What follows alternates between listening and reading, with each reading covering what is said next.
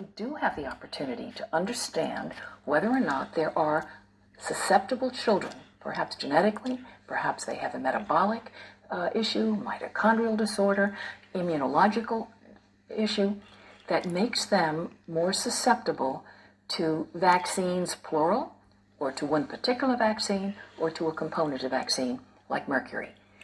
So we now, in these times, have to, I think, take another look at that hypothesis, not deny it. And I think we have the tools today that we didn't have 10 years ago, that we didn't have 20 years ago, to try and tease that out and find out if indeed there is that susceptible group. Why is this important?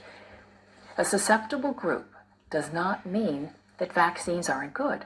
What a susceptible group will tell us is that maybe there is a group of individuals or a group of children that shouldn't have a particular vaccine or shouldn't have vaccine on the same schedule. It is the job of the public health community and of physicians to be out there and to say, yes, we can make it safer because we are able to say this is a subset. We're going to deliver it in a way that we think is safer. Do you feel the government was too quick to dismiss out of hand that there was this possibility of a link between vaccines and autism? I think the government or certain public health officials in the government have been too quick to dismiss the concerns of these families without studying the population that got sick.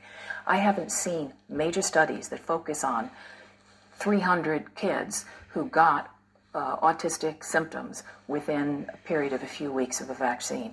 The reason why they didn't want to look for those susceptibility groups was because they were afraid that if they found them, however big or small they were, that would scare the public away. The fact that there is concern that you don't want to know that susceptible group is a real disappointment to me. If you know that susceptible group, you can save those children. It sounds like you don't think the hypothesis of a link between vaccines and autism is completely irrational. So when I first heard about it, I thought, well, that doesn't make sense to me. The more you delve into it, if you look at the basic science, if you look at the research that's been done in animals, if you also look at some of these individual cases, and if you look at the evidence that there is no link, what I come away with is the question has not been answered.